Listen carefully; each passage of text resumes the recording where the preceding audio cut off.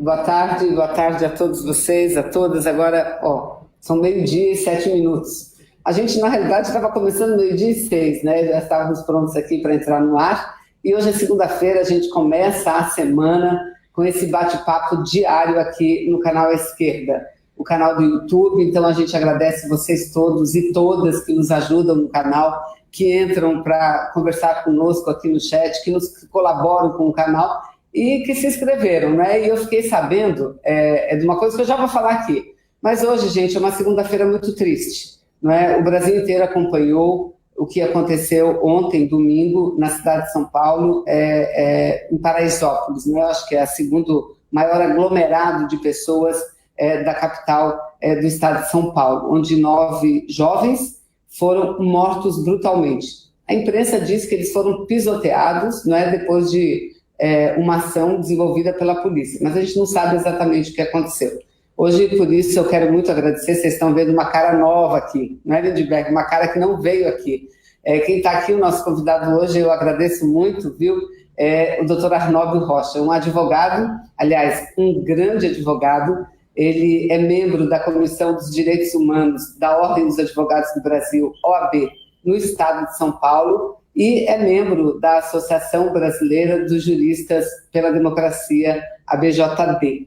E é mais do que isso, viu, Lindbergh? Eu participo lá de um grupo com o Arnaldo e ele é um grande poeta. Ele é uma das pessoas assim mais sensíveis que eu conheci nos últimos tempos. Ele escreve muito bem, é uma pessoa extremamente sensível. E ontem, né, eu fiquei sabendo que ele foi, em decorrência disso que aconteceu lá em Paraisópolis, ele esteve representando a OAB lá no Instituto Médico Legal. Então, quero te agradecer muito, viu, Arnaldo?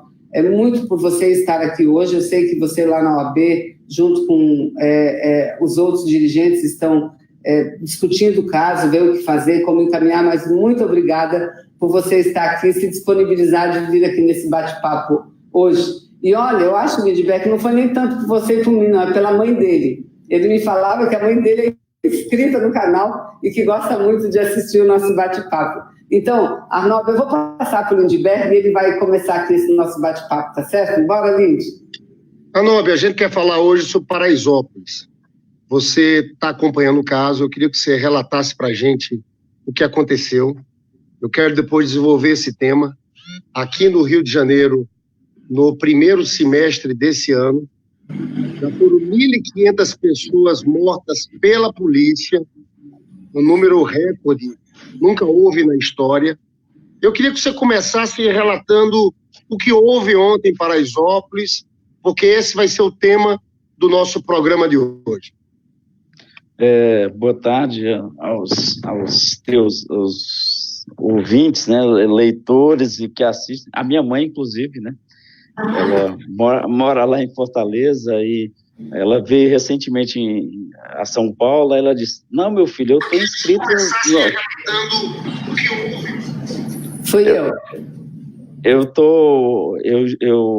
estou inscrito no canal da Esquerda Diário, todo dia assisto, então já a senhora vai me assistir. E é um prazer estar aqui com vocês, né? Realmente é um momento muito grave. Ontem pela manhã surgiram as primeiras informações sobre essa tragédia na Paraisópolis. Paraisópolis, para que as pessoas entendam, é quase um enclave. Imagina que o Vaticano está dentro de Roma, Paraisópolis é dentro do Morumbi. A região talvez mais rica, mais abastada de São Paulo, tem condomínios fantásticos do lado, e uma região de extrema pobreza, que é murada, separado, praticamente tem um muro que separa um dos condomínios, separa o outro lado da miséria, né? E lá a única forma de diversão, como em várias comunidades, aí no Rio de Janeiro, deve ser a mesma coisa, né? Em Fortaleza também, na periferia de Fortaleza, eu sou do Ceará, moro aqui em São Paulo há 30 anos, mas eu sei mais ou menos como se organiza. Então, há os bailes, né, nos finais de semana, o bailinho para você namorar, para diversão, porque há a pobreza extrema e também a falta de acesso a cinema, a teatro, então sobra muito pouco espaço cultural para essas manifestações culturais. E o baile lá na região de Paraisópolis, tem um baile funk que é conhecido, famoso na região, e que nesse final de semana estava reunindo em torno de 5 mil pessoas no bairro. E há uma operação sempre em curso, né, contra esses bailes, que é uma operação policial chamada Operação Pancadão. Segundo a polícia, eles estavam se dirigindo para fazer esse processo, devido ao barulho, reclamação da vizinhança, né? Eles foram e uma moto furou o bloqueio policial e eles foram em perseguição a essa moto e os motoqueiros atiraram para cima, ou próximo da multidão, o que provocou a correria. Essa é a versão oficial que a polícia imediatamente publicou após começar o processo de dizer que houve esse tumulto, e no tumulto as pessoas foram pisoteadas e 9 mortos e 12 feridos. Durante o dia, quase que imediatamente, as pessoas, né, com seus celulares, começaram a desmentir a versão policial. O que se constata é que não houve efetivamente ou se houve essa perseguição, não foi exatamente como foi descrito pela nota da polícia. A polícia entrou de forma atabalhoada, o próprio ouvidor da polícia, o Benedito Mariano, que é uma pessoa que a gente tem muita parceria, ele nos contou que a operação foi desastrada. Eles entraram, usando de tiros de bomba de efeito moral e gás de pimenta, inclusive, o que ocasionou essa correria e, por coincidência ou não, boa parte das pessoas foram jogadas para um pequeno beco estreito, e a polícia não deixava passar por um lado, obrigando que as pessoas se dirigissem para um lugar ainda mais estreito, e que aconteceu toda essa tragédia. Nós não conseguimos efetivamente dizer se houve uma violência direta da polícia em relação ao pisoteamento, né?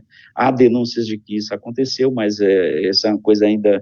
Inclusive, uma das razões para a gente ter ido ao IML era justamente sobre isso, que eu posso desenvolver depois, mas, em síntese, a tragédia se deu nessa circunstância. Um bairro, a segunda maior favela de São Paulo, perde para Heliópolis, numa região rica, que poucos têm acesso à cultura e ao lazer, e que se encontram nesse baile funk. E esse baile funk sofreu uma abordagem policial de forma violenta e desastrada.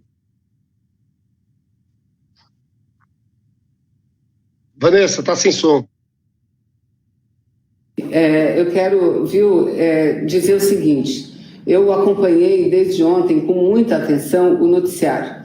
E não só o noticiário, esses vídeos todos, doutor Arnaldo, que estão sendo divulgados pela internet, no WhatsApp, e são inúmeros vídeos, né? Primeiro, que mostram que não foi desastrada só essa ação da polícia, foi uma ação assim, muito mais do que ousada, foi uma ação irresponsável.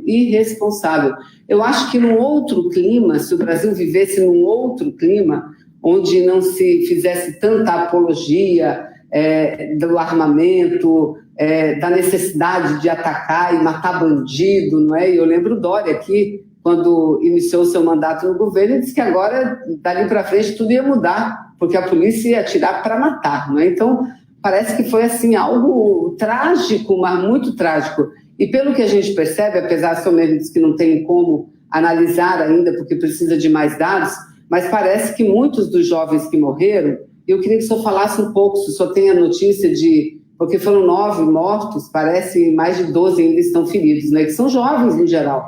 Meninos e meninas, eu lembro de algumas entrevistas da mãe, né? Jovem aprendiz, que nem morava em Paraisópolis, vinham de outras áreas, de outras periferias, para se divertir ali, não é? Então, o senhor acha que... fale um pouco assim, sobre o perfil dessas pessoas que morreram, que perderam as vidas, e o que o senhor acha que levou a polícia a agir da forma como agiu ontem? Porque é isso que o Lindbergh falou. A gente está vivendo dias horríveis. o número de mortes provocadas por policial é cada vez maior, e sem dar nenhuma possibilidade de defesa da vítima, e no geral vítimas inocentes, meninas, meninos, crianças, doutor Arnoldo. Como é que o senhor vê isso? Ô, Vanessa, só antes do Arnoldo entrar, tinha jovem de 14 anos, jovem de 16 anos. Eu queria, Vanessa, eu estou fazendo esse vídeo aqui pelo celular, que deu problema no computador. Eu queria que você entrasse aí no Twitter de Luiz Antônio Simas.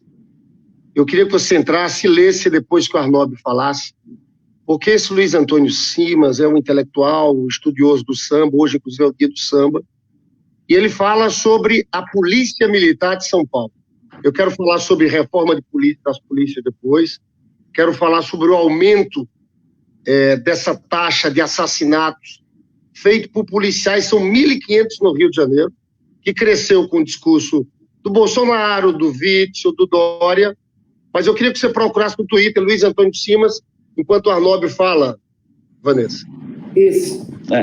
Então, vamos lá. A primeira coisa é o seguinte, eu acho que o perfil geral. Esses bailes funks, eles são um encontro de galeras, de turmas, de bairros próximos, às vezes distantes. Por exemplo, um dos garotos que a gente teve contato com a família foi, assim, muito chocante. O pai dele, eles moravam em Mogi das Cruzes, que é uma cidade muito distante do local. Eu não sei exatamente em que circunstância o garoto foi até o bairro, ele tinha 20 anos, ia fazer 21 anos agora em janeiro, né? Ele foi a esse baile, porque é um encontro tradicional, pelo que eu entendi, apurei, é um encontro tradicional de pessoas que gostam do funk, né? Lá na região de Paraisópolis. Eles têm tradicionalmente essas festas, esses bailes. Também encontramos no IML uma outra família, a jovem tinha 18 anos, era extremamente jovem também, e tem dois, entre as vítimas, há dois menores, né? O perfil são todos nessa faixa entre 16 e 22 anos, não passa, é um perfil muito comum da periferia, são pessoas da periferia, né, que encontram no baile funk uma saída para namorar, para conhecer pessoas e uma forma de lazer. A questão da atuação policial, a repressão em geral, inclusive hoje eu estava lendo que um dos deputados, se não me engano, Feliciano, estava propondo proibir bailes funks. Até eu escrevi na minha página no Facebook, o que me deixa muito preocupado, porque o funk, hoje, o Lindeberg, não sei se tem filha adolescente, a Vanessa também não sei, a minha filha eu perdi uma filha no ano passado, faleceu, por outra circunstância, a minha outra filha de 18 anos, ela fez uma festa agora de 18 anos e a música que tocava era funk. E aquela garotada de classe média estava dançando até o chão. Será que eles também vão proibir no Paulistano ou nos clubes aqui de São Paulo que se toque funk? Porque parece que a criminalização é do funk, não da violência policial. É uma coisa que realmente é muito preocupante. O Simas eu conheço bem, eu acompanho no Twitter, ele é um estudioso do samba, mas ele é um estudioso do comportamento carioca, propriamente dito, né, da comunidade ligada ao samba, e da violência e da repressão policial. E aqui, em São Paulo, é uma coisa que a gente tem que atentar bem. A princípio a gente não tem nenhuma informação de que houve qualquer disparo de arma contra nenhum dos mortos. E numa recente tragédia com o garoto Lucas Eduardo, também não houve disparo policial, não se deixa marca. Aqui se tortura, aqui se bate, mas não deixa marca o registro, o DNA, de que houve uma ação mais violenta da polícia ou no Esquadrão da Morte ou de qualquer coisa do gênero. Então, é uma coisa muito mais sutil do que no Rio. No Rio, a ordem é mais direta para atirar. Aqui, o que se percebe, há uma mudança de qualidade. Nós, aqui na Comissão de Direitos Humanos, nós acompanhamos esse ano 30 manifestações, das mais variadas possíveis. Desde manifestação da educação, né? Aí o Lindeberg vai lembrar da UNE, né? seus velhos camaradas. Eles fizeram 4 grandes manifestações em São Paulo, a gente participou, e a nossa participação da Comissão de Direitos Humanos, a gente participa como observadores institucionais. Nós não nos vinculamos à manifestação, não nos vinculamos, a gente nos apresentamos à polícia e a quem está dirigindo a manifestação, e a gente faz um cordão nosso identificado com a OAB, a gente usa um crachá grande de identificação, para justamente tentar pacificar e dar uma ordem para evitar excessos, tanto da polícia como também de manifestação, de provocações que são naturais em qualquer manifestação. Então, a gente acompanha isso, acompanhamos de perto essas 30 manifestações, tanto políticas como também culturais. A virada cultural, a gente fez plantão, nós fizemos plantões na parada LGBT, fizemos plantões em eventos, até de futebol, a gente também acompanhou, porque o caráter que a gente está dando para a Comissão de Direitos Humanos é que a gente defende, que a gente quer que ela seja vista pela sociedade como um ponto de equilíbrio no momento de tão violência. A ordem e a esfera maior de poder, quando ele diz que direitos humanos é coisa de bandido, que não vai, bandido bom é bandido morto, é uma ordem muito cruel, porque isso reflete diretamente na população mais pobre. Não vai pegar a classe média, não vai pegar a população branca, vai pegar os mais pobres, os excluídos da sociedade, que estão cada vez mais excluídos. A nossa preocupação é essa. A tática, teoricamente, aqui em São Paulo é um pouco diferente, tanto é que a mortalidade policial por confronto ou não com a polícia é significativamente menor do que a do Rio de Janeiro, o que leva a mostrar que proporcionalmente ela é ainda menor pela população de São Paulo, é muito maior, e a violência, a letalidade do Rio de Janeiro é quase um genocídio. Você achou o Luiz Antônio Simas? Eu achei, mas o que eu vejo aqui, ele fala bastante sobre o dia do samba hoje, né? Não, mas então busca mais embaixo ele falando sobre a Polícia Militar de São Paulo. Eu não achei essa parte. Acho que ele escreve coisas lindas, mas eu estou vendo aqui muita coisa sobre o samba. Eu vou procurar. Vamos lá. Eu queria dar uma opinião aqui, Vanessa, enquanto você procura. Primeiro é o seguinte, olha, a gente está vivendo no país uma política de extermínio dessa juventude negra. E uma política de guerra aos pobres. Você veja, aqui no Rio de Janeiro, são mais de 1.500 mortos esse ano, no primeiro semestre, em vítimas de ação policial. Né? Houve um aumento, isso aí não teve nenhum ano que foi desse jeito. Agora, a gente tem um governador que fala em atirar na cabecinha, a gente tem um presidente que estimula tudo isso, essa cultura, e a gente vê um governo, inclusive, Arnaldo, eu queria que você falasse um pouco sobre isso, defendendo a tese de excludente de ilicitude, no caso de crimes praticados por policiais. Essa proposta do Sérgio Moro, a Suzy Fett está falando aqui, Moro sinalizou prisão perpétua e pena de morte, SOS. Na verdade, se essa proposta do Sérgio Moro não for derrotada agora, depois de tudo isso que aconteceu, porque é muito grave. Imagina os policiais com autorização de atirar para matar, porque é praticamente isso. Eu queria que você analisasse. Será que, depois de tudo isso que aconteceu em Paraisópolis, não fica mais difícil o Moro aprovar esse projeto, que praticamente autoriza o policial a atirar, ter licença de atirar para matar? Olha, eu acho que tem duas coisas que a gente tem que analisar até anterior a isso.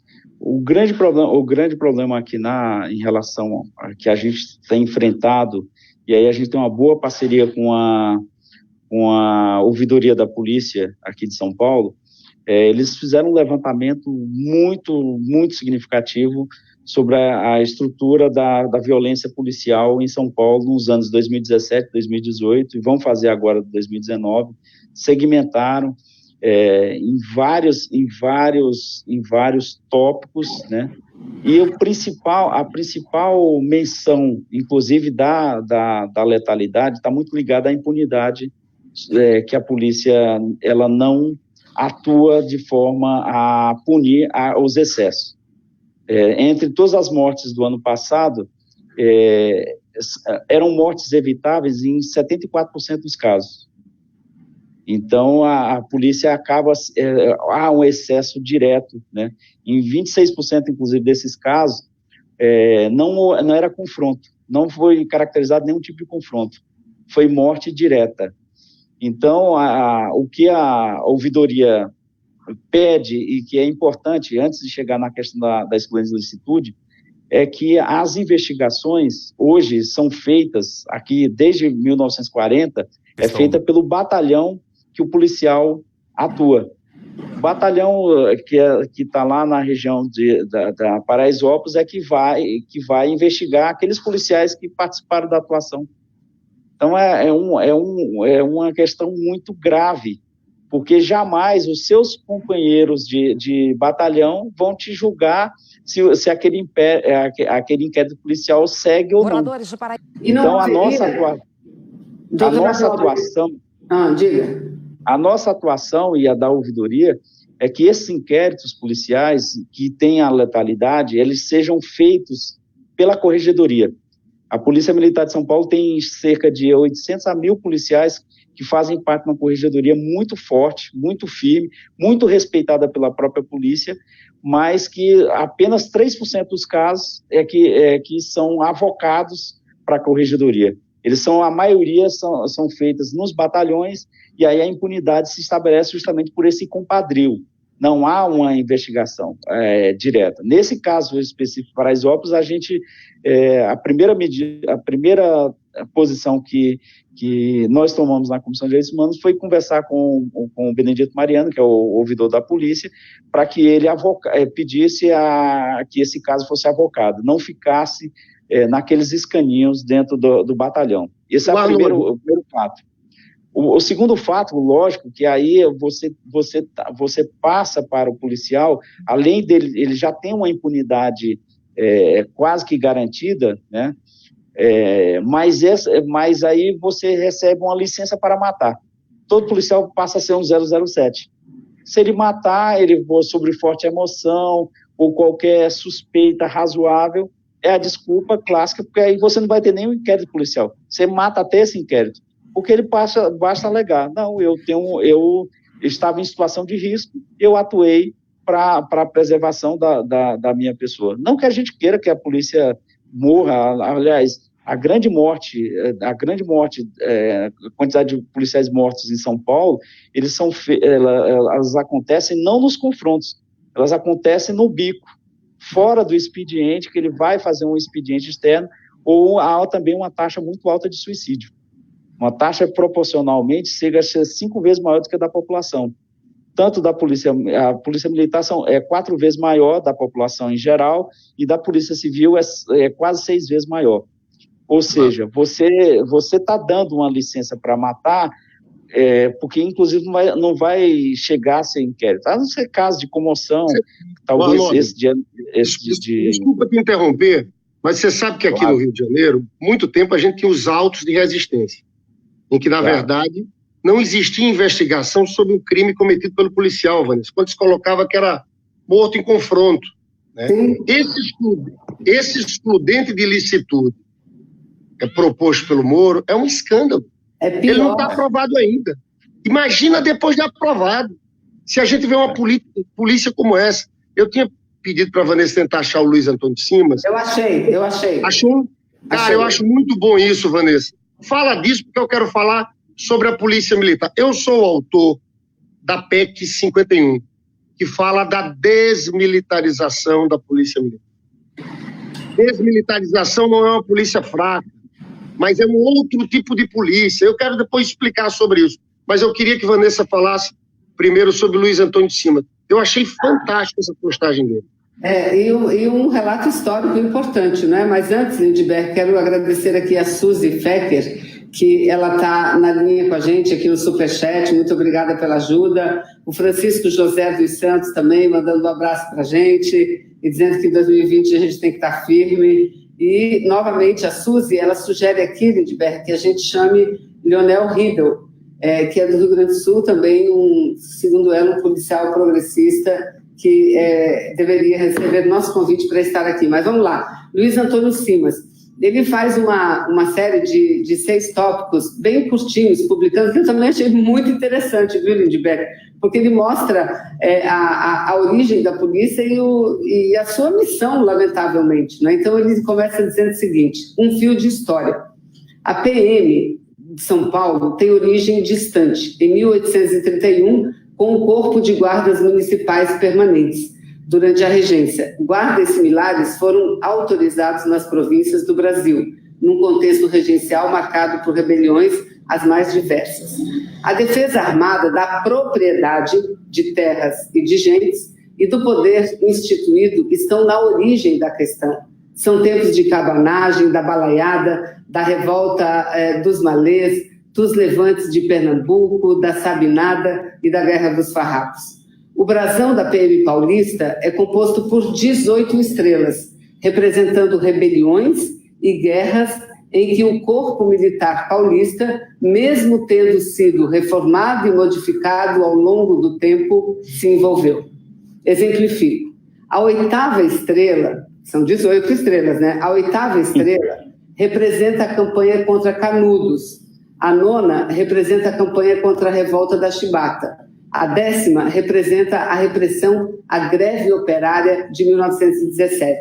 E a 18ª estrela comemora o triunfo do que a PM chama de Revolução de Março de 1964.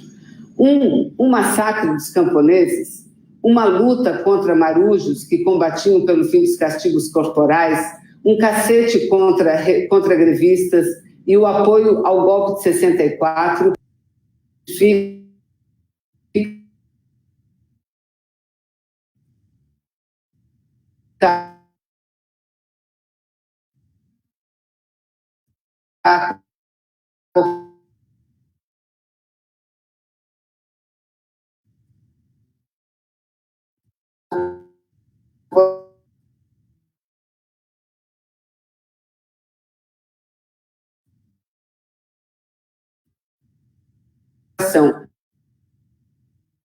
mas só no Brasil, nenhum outro país, a gente tem uma polícia que não investiga.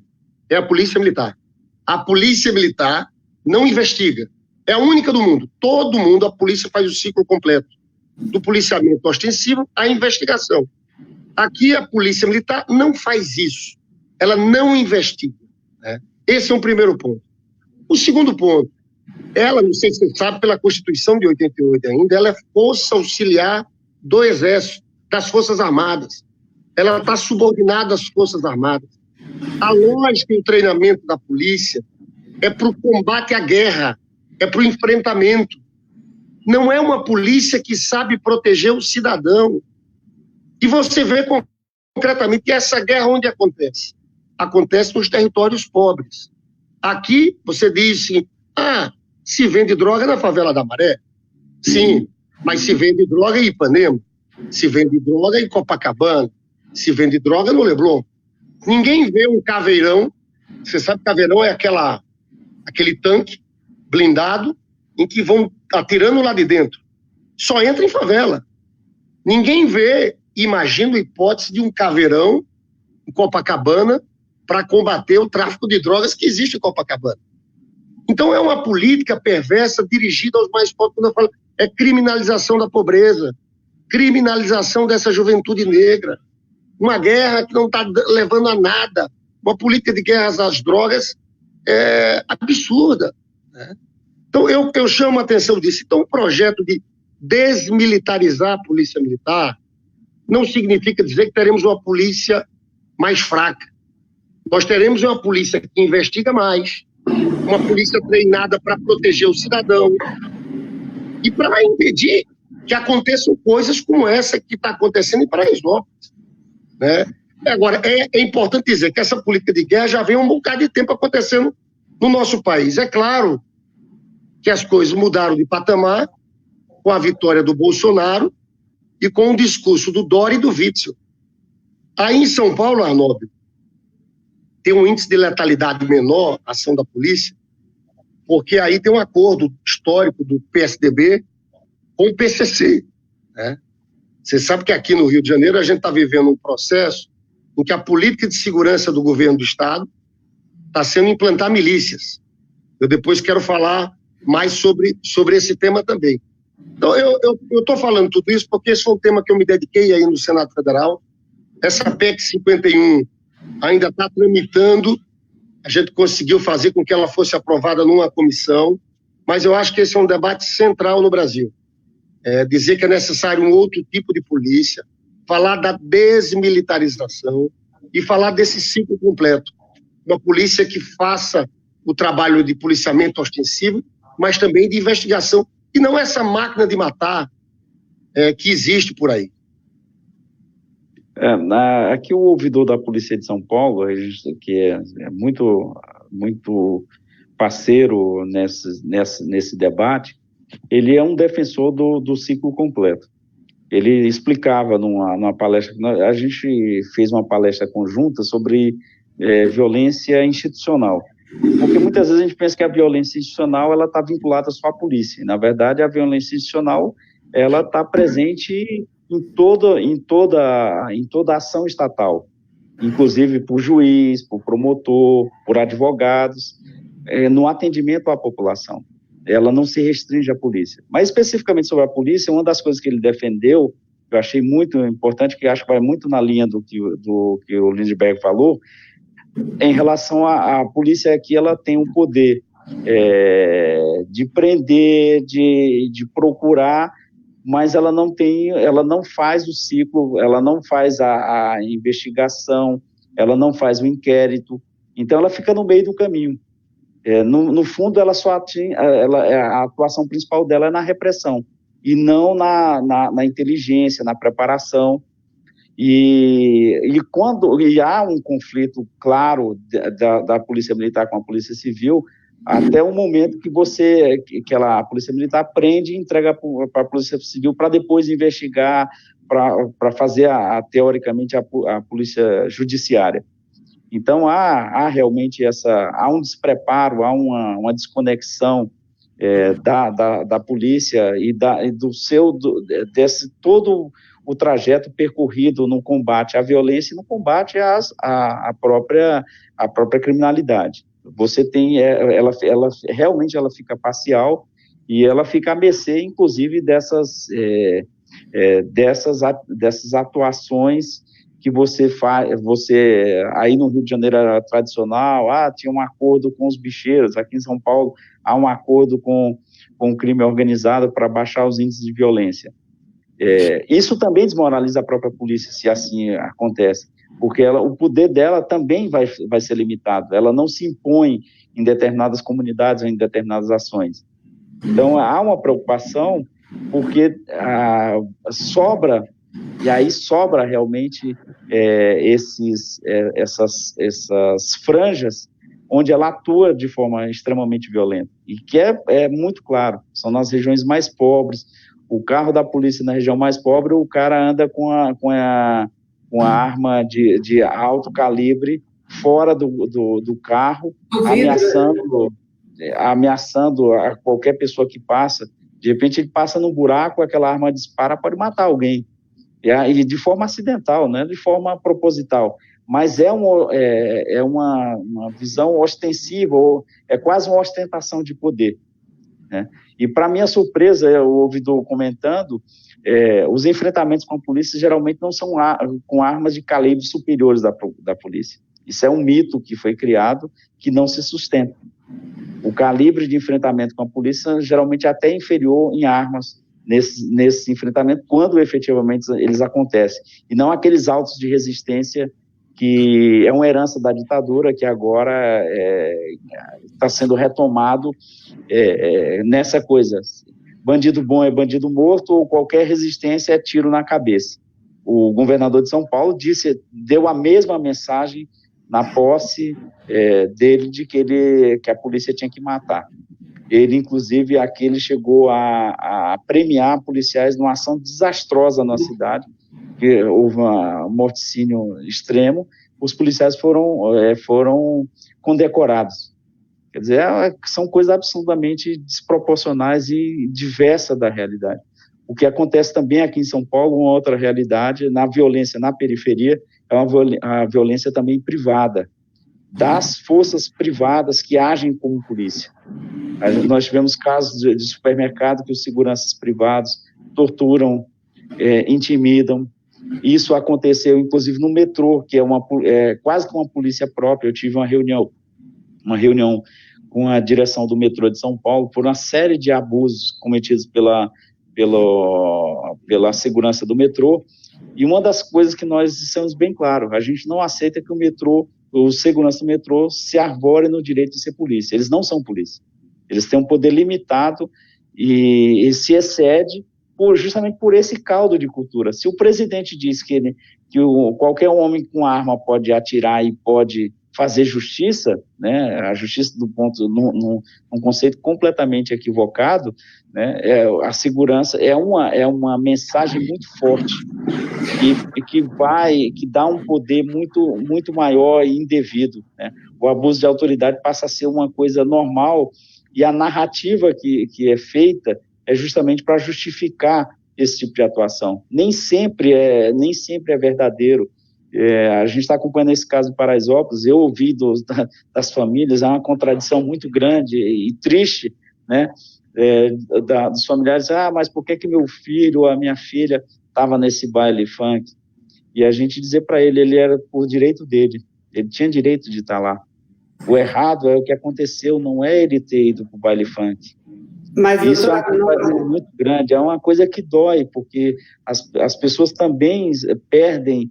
E essa criminalização, se vocês olharem os comentários nas reportagens, portal já é muito complicado de ler, mas é quase que revitimando a vítima, né? Dizendo que eles são culpados, que eles estavam lá no lugar errado. Doutor Arnóbio, o senhor disse que ouviu isso da família. Eu aqui, lamentavelmente, quero dizer que isso é o que a gente mais escuta, é o que a gente mais lê. Hoje mesmo eu peguei um táxi e o motorista do táxi estava ligado lá num canal lá que defendendo a política do Moro, esse pacote anticrime. Eles não sabiam nada, mas estavam defendendo tudo isso. Em relação ao massacre, o que eles disseram? Então, é um absurdo aquela festa. Aquela festa não devia existir. Onde já se viu aquela festa, porque aquela festa é ponto de droga, de venda de droga, é ponto de prostituição. Desse jeito, aí eu quero fazer um paralelo, sabe por quê? As maiores vítimas da violência sexual no mundo e no Brasil, principalmente, são as mulheres. E o senhor sabe que as mulheres, muitas delas, depois de sofrer a violência, elas são novamente violentadas, porque são questionadas porque estavam no lugar tal, na hora tal. Porque usava a roupa tal. Com a roupa tal. Então, isso é muito grave, doutor Arnaldo, muito grave. Olha, o Lindbergh falou do projeto dele. Eu aqui quero, Lindbergh, dar um testemunho, que o Lindbergh ele foi muito vítima por causa desse projeto, dizendo que queria acabar com a segurança do povo. Porque a teoria que eles vendem agora é a teoria disso, do bandido bom, bandido morto, a polícia só tem que matar, enquanto que a gente sabe que segurança pública não é isso. Segurança pública é inteligência, segurança pública é política social, isso é segurança pública, não é inteligência e tudo mais. Mas o Lindbergh até hoje, ele tá vendo, quer acabar com a polícia, quer defender marginal. E não é isso. Que as pessoas parem e olhem. Ontem foram 9. Será que ali alguém estava lá vendendo droga e atrás de 2, pelo que o senhor diz, 2 que estavam na moto, não sei? Não dá para agir assim. E olha, Lindbergh, eu fiquei muito impactada de ler esse Twitter do Luiz Antônio Simas. Eu não sabia, exatamente do significado do símbolo da polícia daqui do estado de São Paulo, e que foi aquela que refletiu na composição e na formação de todas as outras do Brasil inteiro, ou seja, homenageando a repressão àqueles que lutam pelos seus direitos. Isso, assim, é uma coisa terrível, que a sociedade precisa discutir. Agora, eu acho, doutora Arnaldo, que antes da gente fazer essa reflexão, nós temos questões mais objetivas. Derrotar esse tal do pacote do Moro, do Bolsonaro, porque agora o Bolsonaro veio com a nova GLO, do campo, não é, Lindbergh? A nova GLO. Porque o que eles querem é utilizar isso, matar, ir para cima, não mais contra o que eles chamam de marginais, traficantes, não, para cima do povo que luta, para garantir a lei e a ordem não é? Como é que o senhor vê, o senhor que está acompanhando isso tudo? Como é que o senhor acha que eles vão ter força para aprovar essa barbaridade dessa licença para matar? Ô Arnoldo, eu queria, desculpa entrar na pergunta da Vanessa, é justamente sobre isso, excludente de ilicitude. Porque o Bolsonaro, a Vanessa falou, chegou a falar de GLO para o campo, ou seja, para conflito agrário. Já se mata muito sem terra, muito camponês nesse país. Agora, eu acho, sinceramente, quando a sociedade está sensibilizada com isso que aconteceu em Paraisópolis, eu acho que é o momento da gente impor uma ofensiva e tentar derrotar esse excludente de ilicitude. No caso, se tivesse aprovado já esse excludente de ilicitude, você talvez nem inquérito tivesse num caso como esse. Então, eu queria que o senhor falasse também sobre isso, reforçando a pergunta da Vanessa. Tá, a primeira coisa é o seguinte, é até uma contradição muito grande, porque a Polícia de São Paulo tem 83 mil homens. Óbvio que a imensa maioria desses homens saíram das camadas mais pobres da população, porque eles é um emprego estável, é uma possibilidade de sair, inclusive, da situação que se encontra, e a polícia acaba sendo um caminho, né? O serviço público, em geral, e a polícia é um serviço público, não podemos esquecer isso, são servidores públicos, né? Como um todo, de uma categoria bastante particularizada, mas é uma contradição muito grande, porque são esses mesmos homens que moram também nas periferias que estão reprimindo os seus. Então, nós, aqui na Comissão de Direitos Humanos, a gente também encara os policiais como trabalhadores, como pessoas que estão, eles são parte de um problema, são parte da violência, né? Eles sofrem violência dentro da corporação e fora da corporação, pelo que eles fazem, pela atividade em si. Então, é uma atividade extremamente, de um tensionamento extremamente alto, e que você liberando, inclusive, esse tipo de garantia de que ele pode matar sem responder a nada, por qualquer tipo de garantia legal de que ele não vai ser processado, que guerra civil nós vamos estar estabelecendo? Uma guerra uma possibilidade de uma letalidade ainda maior.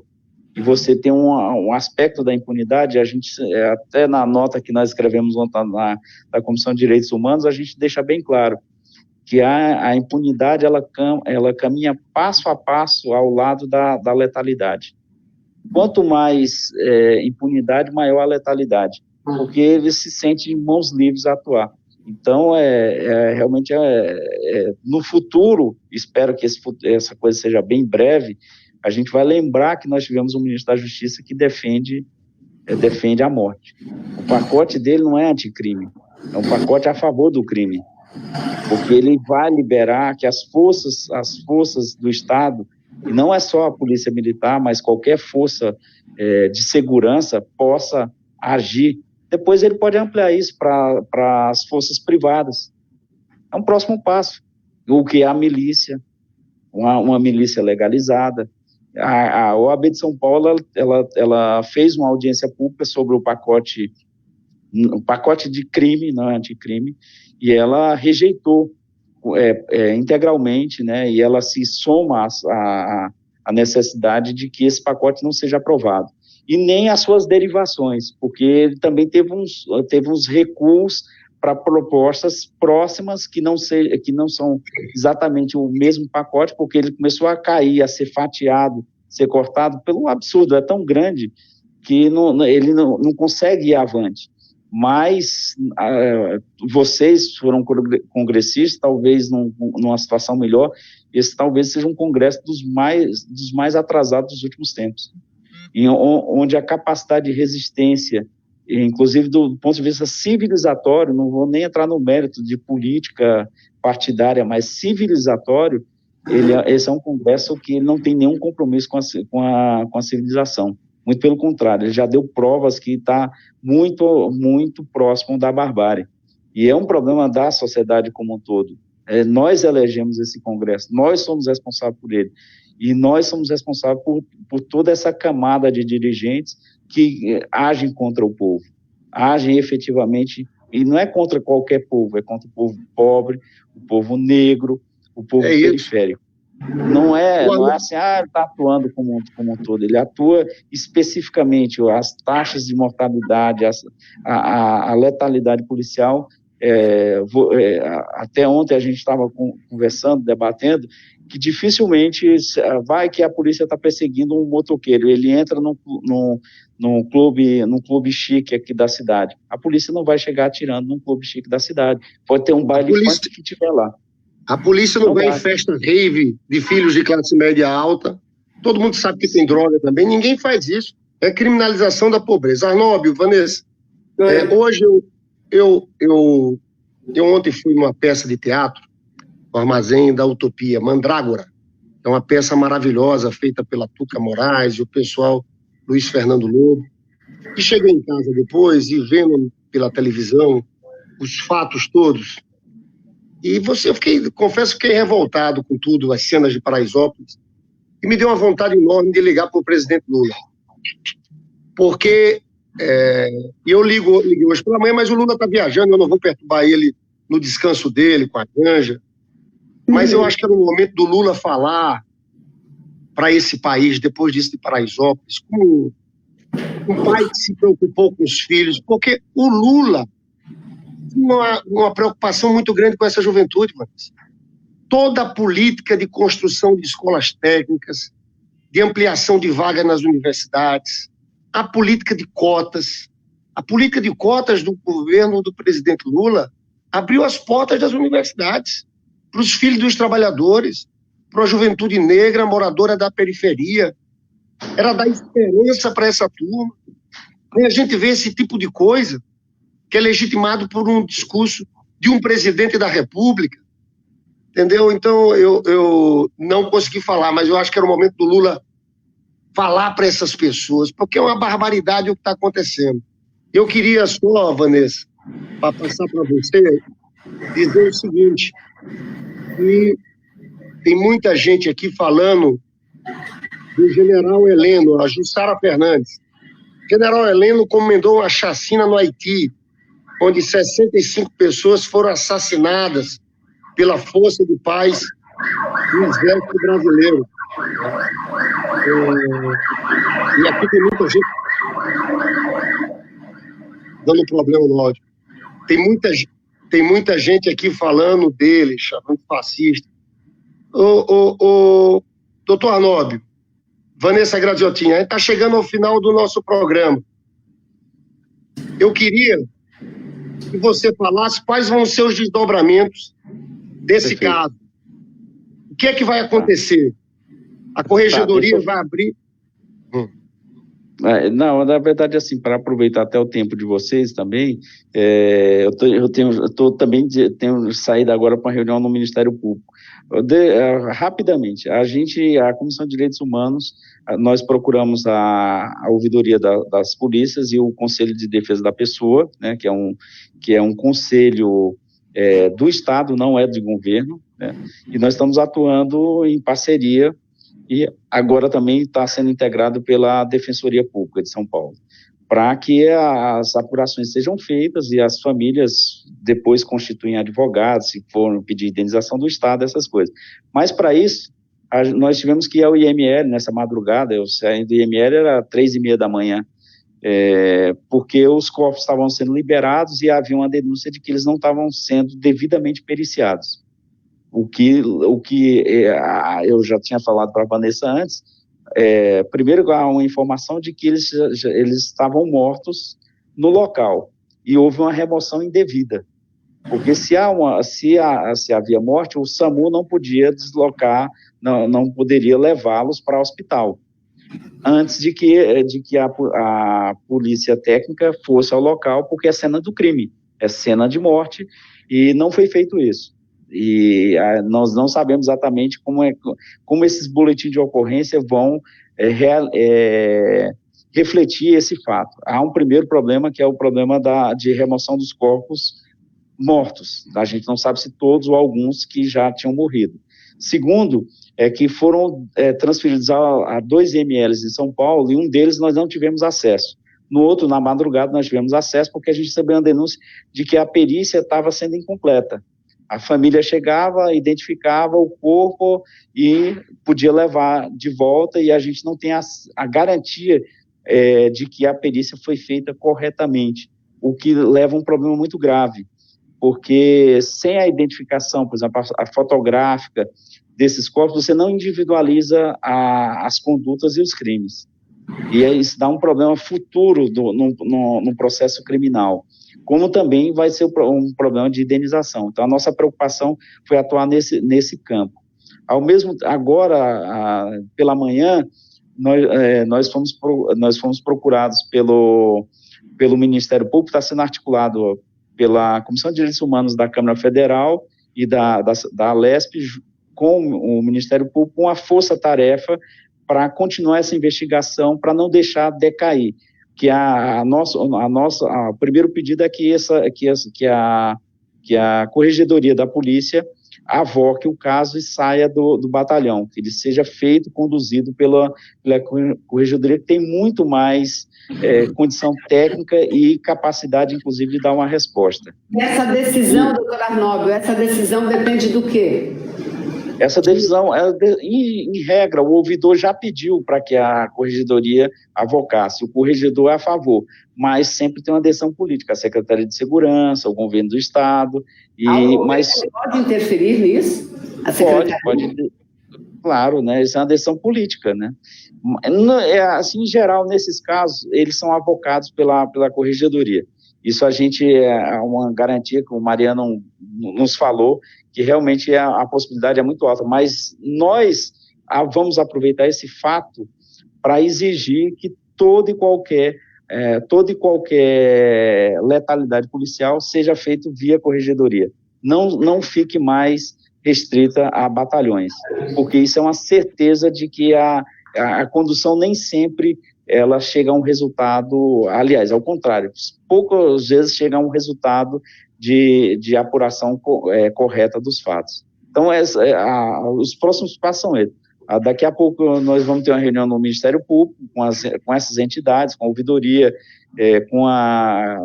nós fomos chamados também pela OAB e pelas Comissões de Direitos Humanos da Alesp e da Câmara Federal, porque esse fato não pode ficar impune,